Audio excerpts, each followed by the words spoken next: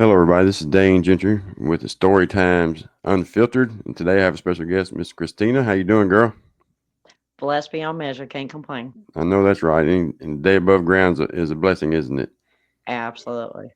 So, Christina done some time in Mississippi, correct? Yes, sir.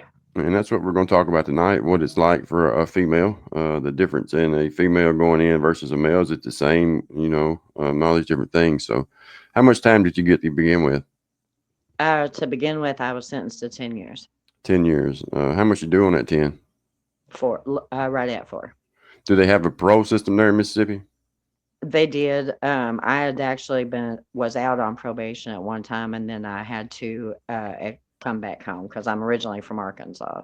Oh, okay. All right. So, Christina, tell us all the juicy details. How was it? Like when you go when they tell you to pack up in the county, what happens? Your heart sinks to your toes, and it becomes very real. That's a uh, fact. they come wake you up in the middle of the night and they say pack up, and you never know when it's going to happen. And you're just sitting on go waiting. Um, get to the prison facility. They have what they call their intake process. As soon as you walk in, first they're going to check you and make sure you don't have a thing on you. Right. Do they allow y'all to bring anything from the county with you? A Bible. That's it. See, back in Yeah. the day when I first went to the penitentiary, you could bring your shoes, you could bring a Walkman radio if you had one, all your money, you could bring it with you. But then when I went back the second time, all that changed. Same thing. You can't, not even a picture. You can't even bring a picture. And they have to be sent in and they have to be on paper. Yeah. You And I couldn't. think now in Tennessee, they're trying to do away with regular mail, period, I believe. Yeah, they're wanting everything to go computerized. Yeah. They contraband. So, Yeah. Suboxone really is what's done that. Uh, Oh, yeah, absolutely. That was the big go-to while I was in there. They called it Bop Bop. Bop Is what bop. They it was. call it orange. They call it orange, brown, and green. You know what brown and Yeah, green? Brown's tobacco and green is, you know what it is. And that's all yeah, you'd hear all day long in the pod. I got orange for green. I got green for orange. All right. So yeah. you're standing there with a bunch of women. I guess they take more than one or what? Oh, yeah, there was a busload of us. We all came in. There was probably 12 of us that came in all together. They just start stripping you of whatever you're wearing at that time, and then you're issued your new bright yellow jumpsuit that makes you look like Big Bird. Is that what they keep y'all in down there in a jumpsuit? Until you get striped out and you get classified where you're going, where you're going to be housed, and whether you're max, mid, or So it was like red and white, green and white. No, red and white, gray and white, and then you're green and white. Oh, You okay. had to stripe out and classify. So how long do you stay in classification down there? Oh my goodness, a couple of months till I got Really? striped out and they determined where I was going to go, and we called that the jungle. Right. 'Cause they're steady adding more and more to you. There's over 300 women, and it's brick walls. There was one brick wall dead center, and you're in what's like a big pole barn. Oh, wow. So, and this was dead mid of summertime when we started finally processing. Yeah. Did they have air No, conditioning down there? no. Wow. Air conditioning. Yeah. Oh, you were fancy if you had a fan that you got off a store. Wow. See, Tennessee, man, they're kind of spoiled. What I'm finding out about Tennessee is Tennessee's pretty weak compared to most penitentiaries, is what I'm finding out. We got air conditioner and all that good stuff. Oh, Mississippi Department of Corrections is tough. I mean, when I tell you we dreaded when it rained because that meant the sewage was going to back up into our living quarters. Oh, wow. They were Is that sandbag. bad? They were Yeah. sandbagging as much as they possibly could to try to keep it out of the units we were living in. Wow. I tell you, one time I was in county jail and I got brought back on my second escape. I was in a hole and all of a sudden, water started shooting out of your toilet about 3 foot high.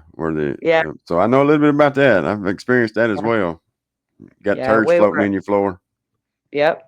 absolutely, So what do they absolutely. do? They take all your blood and all that stuff there. Yeah, they do everything. They process everything's right there. They do all your DNA, your blood work, everything's done.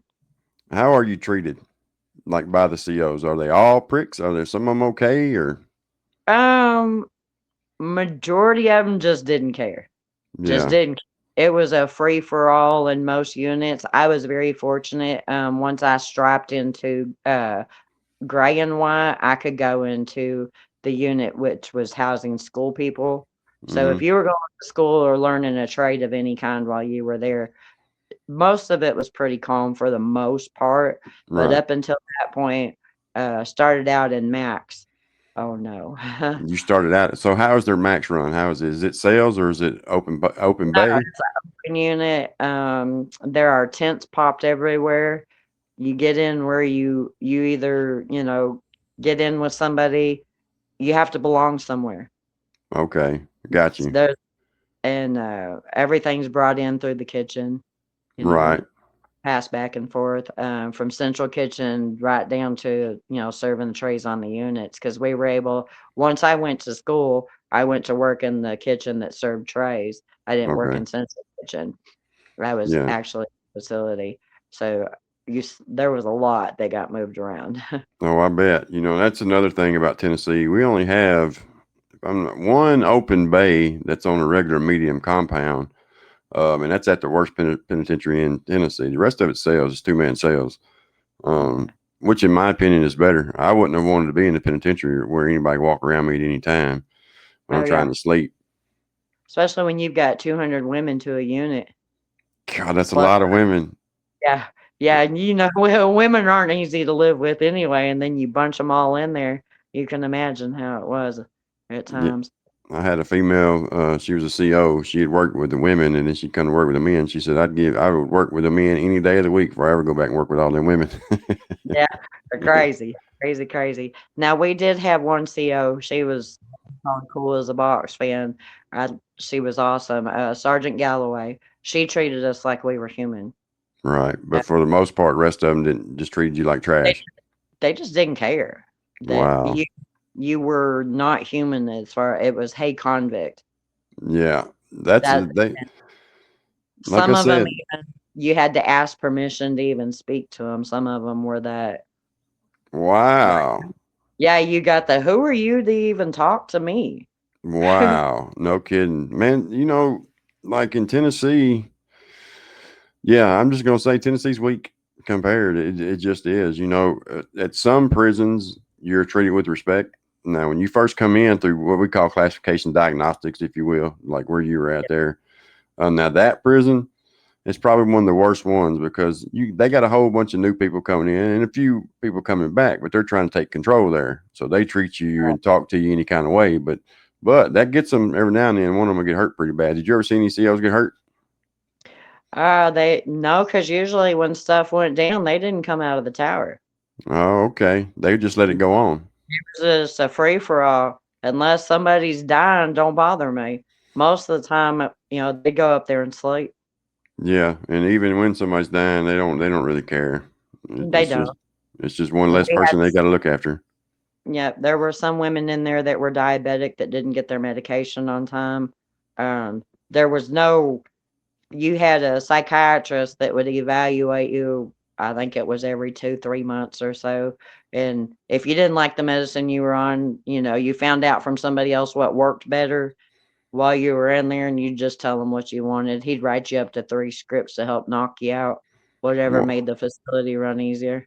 Wow. See, only people that get those kind of things are people with mental issues, and that's another bad thing. How do they treat the mental convicts down there? Mm, They're highly medicated and not dealt with. yeah. There's no outsourcing of any kind. It's the same guy that writes 3 scripts. You're allowed 3 scripts of whatever you want, and whatever you tell him works for you. Wow. Yeah, it's not doing that in As far as, Tennessee. like, therapy or counseling or anything like that, not to my knowledge. So, are you saying you was Max on that same in the same compound there? That's where Max was Yeah, at. yeah. They house everybody there. Okay. Is that Lifers. the only prison for women? There was men and women on that compound. Oh, That was at wow. MCC in Jackson. Yeah, that's why they did one like that in Tennessee for a while. So did you stay there your whole time? Yeah, I stayed there my whole time. And about a year in, they decided they wanted to move the women from one side of the entire facility to the other side and move the men to where we were. Wow, I Because bet there that was were a shit more. show. Oh my gosh. We were, it was insane. Dragon stuff. People, you got to think lifers are packing up. Yeah. They were hauling pickup trucks of people's things, and you had to carry what you could, and you had to get rid of what you couldn't. Yeah. And I know this question here, I already know the answer to, but medical. How was medical? Um, I was supposed to go for a colonoscopy. This is my own experience. I was supposed to go for a colonoscopy. I went and sat at the hospital, could not have the colonoscopy because medication wasn't distributed in time. And that was the fifth time I had been there. Wow. So did you turn out to be okay? That's the big question. Well, I've had dealt with some other health problems. That problem, yes, has been cleared up, but I've dealt with some other health problems since then. But How long you been out? let's see, August 1st will be 8 years, 8 years. All right. So you said you did 4 years. Is that what you said? just under 4. During them 4 years, what's the craziest thing you saw? Whether it was the COs doing it or the convicts, or you can tell me more than one. Uh, wasn't a whole lot on the COs. That was just blatant disrespect and just not caring. But due to their lack of caring, some of the things that went down, probably the worst that that probably I would say haunts me till this day is the dope man's dope come up missing, and there was a full cavity search in the showers that night, and who was suspected of it? Wow. Did they find it? No, Hmm. Imagine that. still didn't find the dope. So I know, I think when you messaged me first, you was telling me that you were right there where they found all the unmarked graves. Yes. When did that happen? That was, let's say I got out, I've been out almost 8 years. So 17, 18, 19, was that in? No, I've been out 6 years. Okay. So I've been out So 6. so So what were they doing? that They was were in just 2020.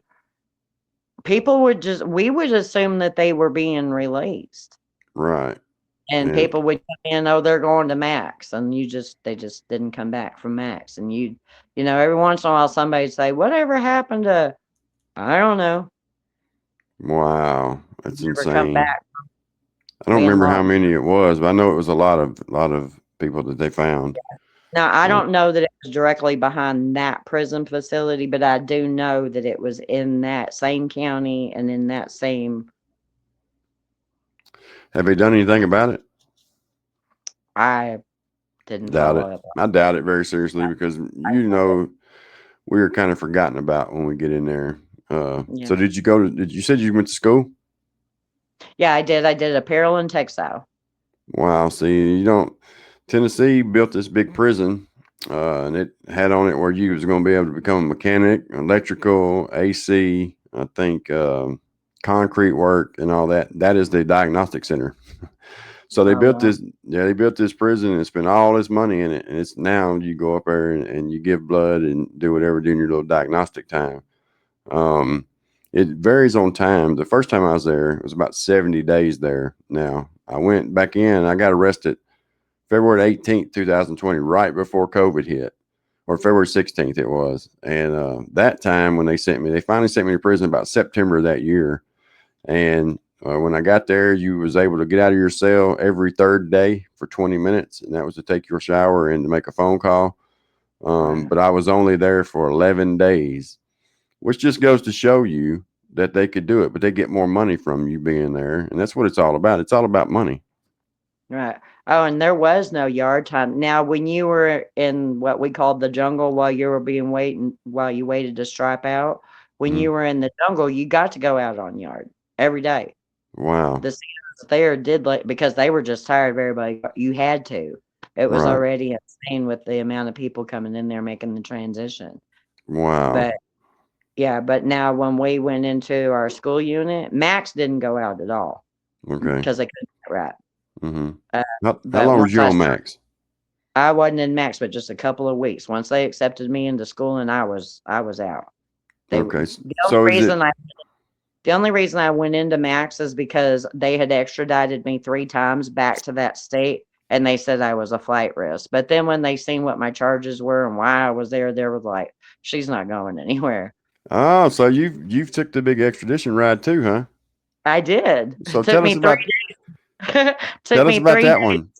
days. Took me Yeah. 3 days. I stayed the night in Mexico, and then Wow. down in Mexico, and They were very nice. They were Really? very, very nice to us there. Yeah, they made sure we got a good hot shower because the prison transport told them that we had been locked up for, X amount of hours, and so they made sure we got a good the best food I'd had.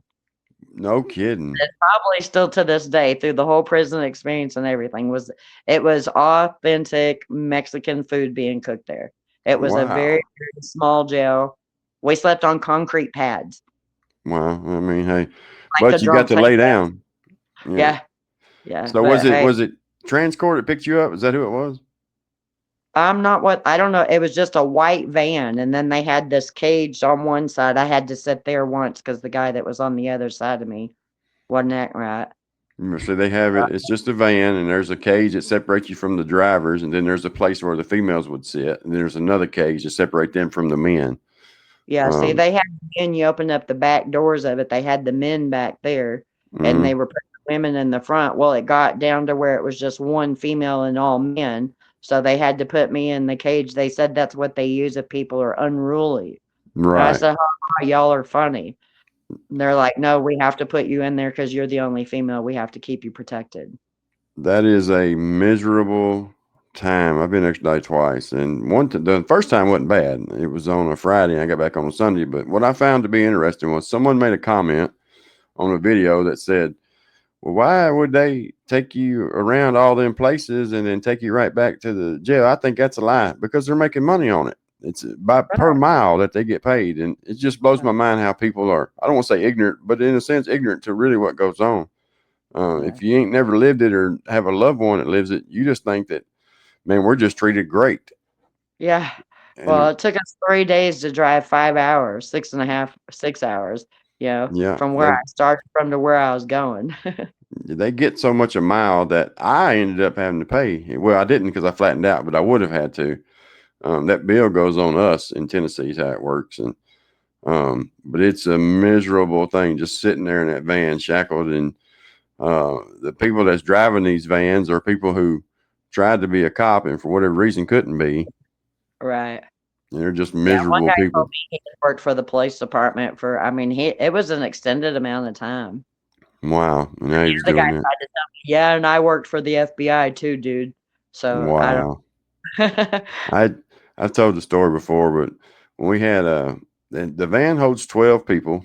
We had 8 men and four women at one time, and one of the drivers became fond of one of the females, and so we used that to our advantage because the one guy was a prick. He would be up there smoking cigarettes and blowing it back there, and for Oh, people to smell, and yeah, they wouldn't give them any. And but the guy who he was a gray headed man. He was a nice dude, and we'd done a layover for 36 hours. And when he came back, he had done that just for men with his hair because he was fond of that woman. And I'm telling you, I couldn't help it, man. We come around the corner, he's standing there, and I busted out laughing. I couldn't help it, but and then they yeah, tell me, they said, you got to sit in the back of the van because there was one girl on there. Me and her struck up a friendship and we couldn't get to each other. I mean, what was it going to do? And the other driver liked her. And I said, man, you ain't going to tell me where to sit. You ain't going to sign me no seat. But yeah, it was hilarious whenever it do come around there. Bless his heart. yeah. Now, our driver for prison transport, he was pretty cool. Anytime we stopped, they always did, like, a Wendy's $5 meal or, McDonald's $5 as we were out and about. But like I said, that it sure got was a good meal there in Mexico, though. I bet it But was, man. he would buy a pack of cigarettes and let us have one. Oh yeah, this dude wasn't doing that. He we was in Oklahoma and he was smoking and people were asking him for my dip. In case you don't know, I dip all the time, but you can see it. But he was blowing that smoke back there and he threw that cigarette out on the interstate and the Oklahoma state trooper saw it and pulled us over and made him get out of the van and try to find that cigarette. It wasn't an interstate, but it was a 4-lane highway, and fined him $475, I think it was, and it was instant karma. He was just Well, a that's what prick. it gets for being a prick, yeah, Yeah, he's just yeah. so.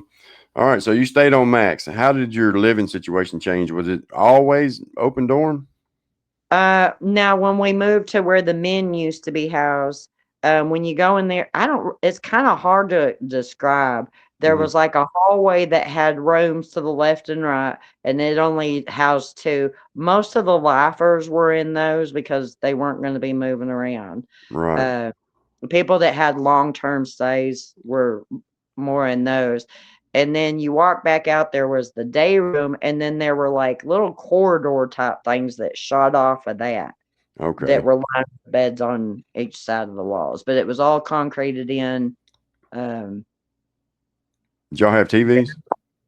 you had to buy one. We did have one in the day room, but you watched pretty much what majority ruled. Yeah, which is always something that you don't want to watch. And I already know I've been there and done that. I did a lot of reading. Yeah, I bet I did too. That's where I educated myself though.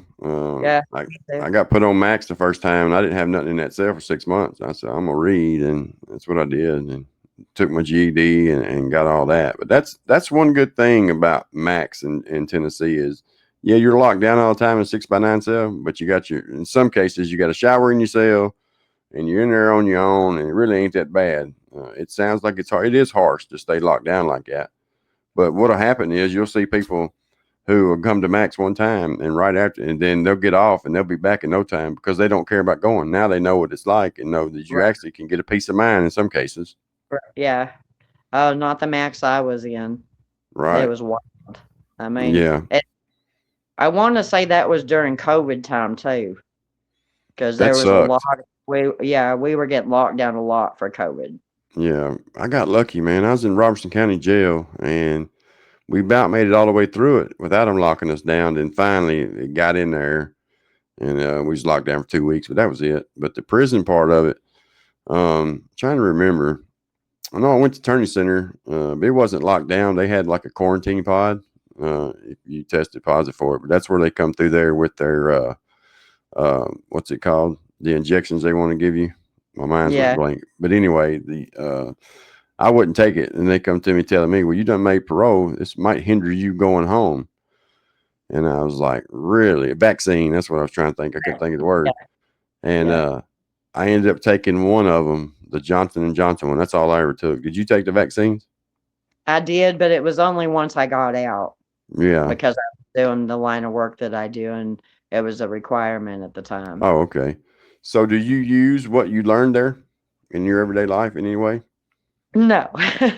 Well, as far as the apparel and textile, I can't even tell you how to thread a bobbin or use a.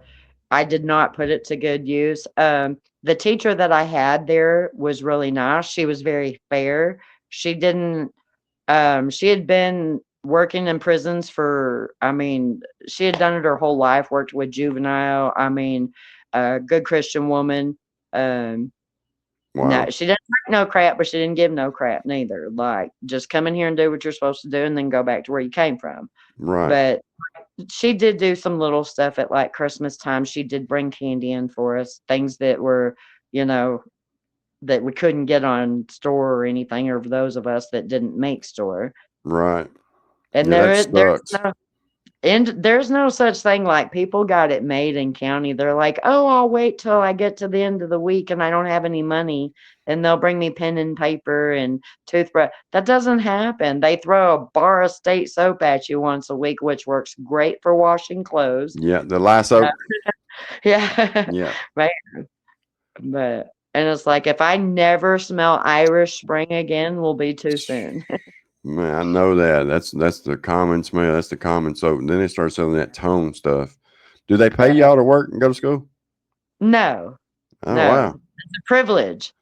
Oh, it's a It's a privilege privilege. for you to get out. Yes, Yeah, it's see, a we privilege. make you make 17 cents an hour starting out in Tennessee, which is something. I mean, it's about $20 a month. If you ain't got no money, that 20 comes in handy.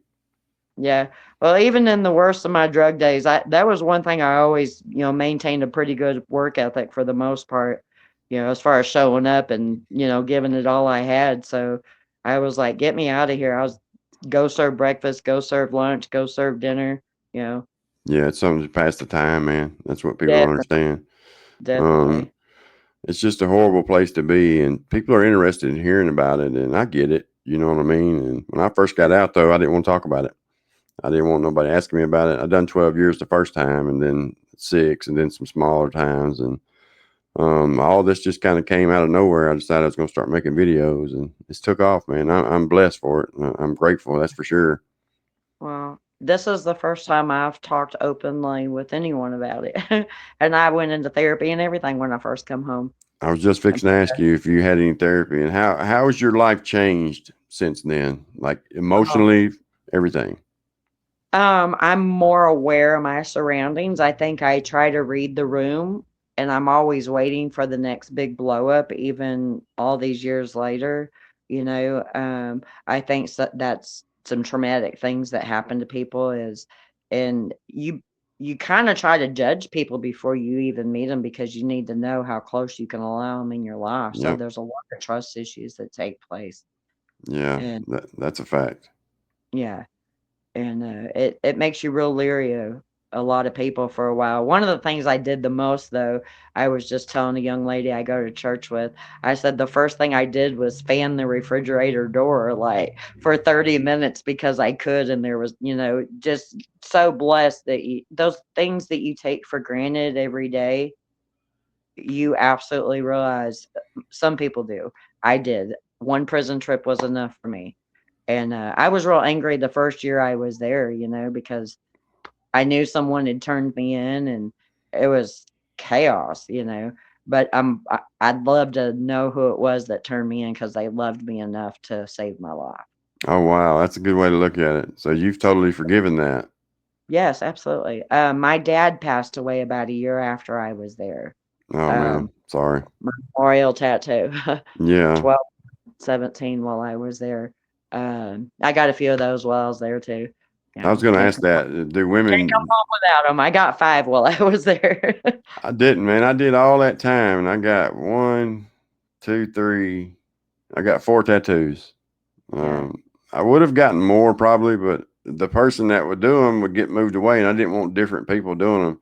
But I was going to ask if women were doing tattoos and stuff in there. Yeah, we had one girl, I'm trying to remember her name now that I'm thinking about her. She was a lifer, did good work, just, like and people are like I have one that goes all the way down my spine, and they're like, "You got that in there?" And I was like, "Yeah, Yeah, you'd be surprised, yeah, what we used."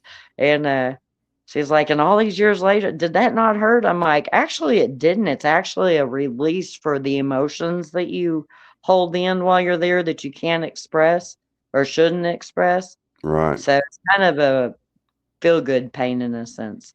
Yeah, I get it. Trust me, I do. So, was there a lot of contraband? Were the CEOs bringing in stuff? I believe there was one female CO that actually got caught while I was there. She was Okay, bringing it in her lunch and got caught. Most of it was being sent in through the mail. right. Uh, yeah, The that's the box Suboxone. coming in the folders and stuff. Yeah, them Yeah, strips, man. I seen them where people would pay $400 for one. Uh, Normal was about $100 a piece, but if you go like to HSA, high security area or whatever that they call it, it was harder to get in, and I've seen them be $400 a piece, and people going crazy for it. yeah. Well, inmates also worked in the mail room, Okay, so right. some things slide through unnoticed. Now they may have upped that since then because it was getting a little bit harder to get in there, but they'll never get it out. Those folks No, are in there smarter than people give them credit for. I've seen some of the most genius things happening in there that's a that blew fact. my mind. They're gonna But come up they with were a way. never given the opportunity to do anything. Yeah. What is a life sentence? Is it life down there, or is it so long, like 40 years or something? I really don't know. No, I think the ones that are there on life are, I mean, I It's know there life. were some that knew they were going to die there. There That's was one woman that had been there since she was, I want to, if I remember correctly, it's like 18, 19, 20. She was a very young woman. I don't know her whole story, but she got to leave there at 92 years old. And she wow. cried them not to send her out into the world because everybody was dead. Wow. I get that. She, Man, she wanted to stay there. my first time in, after about 6 years in, I didn't care if I went home or not. And I only had 12-year sentence. They had my time messed up and said I was doing a 40. And it Yeah. took me 11 years to get that fixed. And finally I got it Mhm. fixed. But that was one thing that I'd see these lifers and people and they would be the ones that were just, I want to say free in their mind. It would seem like, and then you had the ones who never gave up hope. But Yeah. Tennessee is, let's see, a life sentence with parole. I think you got to do 51 years. So, and they're nowadays they're locking up a lot of kids. I mean, 18 years old, and so they'll get out one day. But I think they're trying to change that. There was one young lady that was there, she processed in with me, she was in the jungle and everything with me. I pray she's doing well now. She was having renal failure, full renal failure, kidneys Mm. shutting down not long after we got there. But, she had a 3rd time marijuana charge and was doing life in prison for it. Isn't that insane? For For mar marijuana, Yeah, for marijuana. something that's probably legal in Mississippi now, probably. Probably is, and that was one of the things that was a big discussion because it was about that time that everybody was talking about they were starting to turn over, sentences for marijuana charges and stuff in the prison facilities. We didn't know if anything was gonna happen with it or not. Wow, that's just think about just for some weed, man. Something Yeah, that's, I mean, come on. and the bad thing is she didn't even have like, there was no bulk to it her 3rd time. Like, Wow. she was just had her personal that she had went and picked and got caught up because she was pegged and marked, Yeah. How did and you she feel? So I guess they send you a letter there tell you going up for parole. Is that how it works? Yeah, they have a social worker that you talk to that works through all that, and then they have another person that I don't remember what she was called, but she made sure I had clothes to wear home when I got out. I had to do an interstate compact order, and then I had to wait for approval for that from the state that I wanted to go to because I was like, if y'all let me out here, I'm gonna go back there and I'm gonna be in trouble again. What did you go Because for? I didn't even ask you what you went in for. felony embezzlement. Embezzlement. So some money. Yeah, You got some yeah. money. I know I did not. Oh uh, wow. I used to say when I first went into the prison, if I'd have known the sentence was the same, 10 years, whether you got 5,000 or you got 500,000, the sentence was the same. Mine was 5,000 is what they charged me with. And you got 10 years for $5,000. The sentencing is the same for the embezzlement charge. There was a young lady that I was in there, Miss Felicia. She was in there, and that's why I knew she was my side bunkie. Wow. Yeah. That is insane on its own. Here you are, embezzlement, and that's another thing. So you got a nonviolent crime, but here yet you went to max around, and then you're right there with the lifers and all of that. My first cellie had 380 years, and I had a Oh, 10 at that time. Uh, Coolest old man I ever met. Been in the penitentiary since 1973. He's my second cellie. I just lied. My second cellie. But a cool old man. But I used to ask him, "You ever think about that you ever gonna go home?" He said, "One day." He said, "Regardless, I'm going home." And he's talking about being with the Lord, and I yeah. think that's the only way you can find peace. And I think that's why so many people do go to God, because that's the only peace it is, as we know. That's the only peace you'll ever have. Yeah. So Yeah. tell us, okay. So the interstate compact. Let's let people understand what that is. That is when you are trying to go to a different state and parole out to. How long did it take you to get all that done? 2 months. 2 months. It That's kind actually of fast.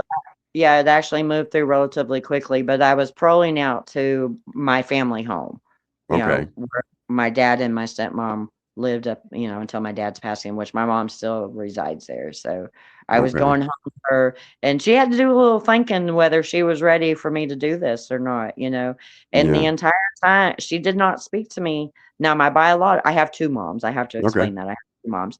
Um, I have my biological mom, my stepmom. I was paroling out to my stepmom's house. Okay. My biological mom took a few phone calls from me as she could afford to do so Mm-hmm. during my time there, probably maybe 10 calls total. Yeah. Uh, in the jungle, the first phone call I ever made after I got to prison was the very next day when they found an inmate dead and tried to Oh. claim she took her own life. I went straight to the phone and called my mom. I was like, Mom, I was so scared. Like, this is really happening. Like, forget what the movies say. This is insane. Like, I was scared at that point, Yeah. and I was trying to hide it. But we'll go back to interstate compact. That's Sorry. fine. Yeah. I want to go back to that. So what did she die of? They said that she hung herself. They said that she hung herself. Yeah. Said that she hung herself. I didn't understand if they did their counts and, how that happened and how she hung herself from a bed that you could stand next to and reach the top of. I'll tell you what, though, I saw a guy, and I saw him. I actually saw him. He, when he was in prison, he was what they call a safekeeper, which is he had a high profile case from a county jail, and they were holding him in prison. We didn't know what he was in there for, but come to be, he was in there for I don't know if I can say it on this podcast, a R, Yeah. and a strangulation of a pregnant woman, and then hid the body under his mother's home. Anytime Mm, a female would come in that pod, he would go off. Somewhere in his life, somebody did him bad. People said it was his mother, to be honest about it, where all the hate come from. But he took yeah. and tied a wet sheet around his neck and just kneeled down on his knees and strangled himself to death. Re- He did. And then as it was going on, as they were finding, we was on Max. I was a kitchen worker and I was out there working and I didn't even see all the police run in.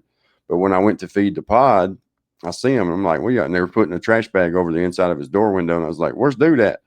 And it's like, he's gone. I'm going, what do you mean he's gone? And it's like, he's dead. And so when I came in from work, the officer that was in there was real cool. I was like, I want to see him, man. And so he's like, dang, you don't want to see this. I was like, yeah, I do want to see it. And I go, I wished I wouldn't have seen it. Yeah. Now, You the can't look, unsee.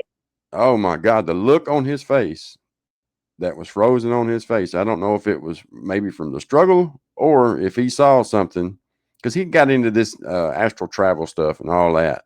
And so he Yeah. knew what was out there, he thought. And I feel like he Yeah. saw something he didn't want to see. Yeah. All right. So you do the interstate compact. It's 2 months. Now, so your parole is actually where? It Out was of, here out of Mississippi, but transferred to Arkansas on the interstate compact. but if you violated it, would they send you back to Mississippi? I would have been sent directly back to Mississippi. Yeah, I No, wondered if it's the same way. no pass and go, and I just served out the remaining of my time. Not what I had left on parole. Mm, I would have had to back up a full 10 years, is what the parole officer told me. no kidding. That's what they told me. And so are you off parole now? I am. I actually completed early and finished out early, did good. Still work Congratulations. closely with the recovery community. That's good. So what was your drug choice when you was out there running? It started out as opiates and then it escalated when I went from $100 a day, popping pill habit to figuring out methamphetamines was much cheaper. Yeah. That became my newest downfall. Yeah. And you're sober and clean today and you're a godly woman and living a good life. Yeah. Congratulations on that. That was the only reason I kept going back. I completed the first 12 and then got to run up on some commercial checks there and got another 12-year sentence. But I got out on parole, but I'd fail a drug test. And it was for weed the first time. Send me Yeah. right back to prison. And then I'd get out on parole again and I'd fail it for something else. And it was just a vicious cycle. But today I'm proud to say I'm sober and well. So any advice that you can give people out there living that life, the bad life? Ooh, Mm-hmm. you're worth more. Whoever lied to you and told you that you were too much or you were not enough or you didn't fit whatever mold they needed you to fit, you're perfect the way you are. You're worthy. God loves you. There's not a moment in this life that he has ever left you. But you Amen to have to that. meet you where you are.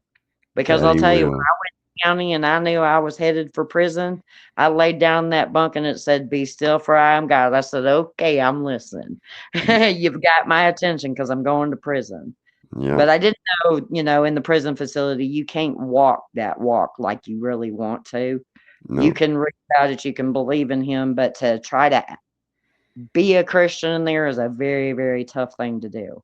that it is. I don't think people understand that It's either by because the commandments that he wants us to live by. it's just an evil, nasty, dreadful place to be. No It matter is. what security level you are, no matter if you're on max, no matter if you're on minimum, it's still just a dreadful, nasty, violent. I don't know how violent your world was in there as a woman. My world was very violent in there, and it's getting worse every day. And that's what I want these people to know. If you want me to tell you anything about prison, is number one, keep your ass out of there. Two, Right. it's a very violent, nasty, dirty world where you do have to do what somebody else tells you to do all the time. Yeah. I'll tell you, I just told a young lady today, she said, I don't know how you did it. I could have never done it because I was telling her about the podcast. We go to church together. Yeah, And I told her, I said, you see all the evil in the world? I said, you magnify that and you shove it all in one room.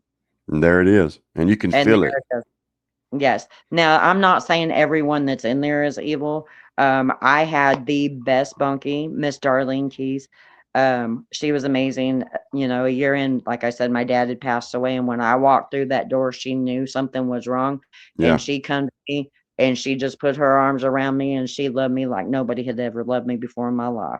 Now yeah. she'd tell me, "Get all that white girl hair out of our area," because I've got a ton of hair and in Ton of prison. hair. Yeah, Yeah, yeah. but, she was the best, and God knew what he was doing. She was an inspiration to me. So overall, how was your stay in there? Horrific enough to not ever go back, I knew you was and gonna I say try to that. tell people, I've been invited to Tunica, I've been invited to places in Mississippi. I will drive around it to keep from Yeah. going. I didn't leave anything there and don't want to ever go back there. I'm not saying anything about the people that live in the state, but their prison facility, I just don't ever want to. I didn't leave anything there. I know that's right. And the moral of the story is the only reason you went in there was because of what? My own dumb choices Because to get drugs. because to get drugs. Yeah. That's a fact. Thank you, Christina. I think this Thank has you. been awesome. I know you was nervous. I I'm told you it wouldn't. I told you it wouldn't be that bad. uh, Um, I will make some clips of this and put it out on social media. And like I said, I don't know if I'm releasing this one tomorrow or the other one, but either way, I'll let you know. I'll send you a link. That'll be on okay. YouTube, and you'll get it. And I think you did amazing. Thank Um, you. I think you told it just how it is, and that's what we want people to hear. Yeah. All right, Christina, thank you so Hopefully much. it'll And save some people we'll from do it. going. We'll do it again. And don't be a stranger. Send me messages. Let me know how you're doing throughout the time and stuff too. I like to keep up with Yeah. people. So thank you so Well, much for nice being on. talking. Thank you. All right. See you. Bye.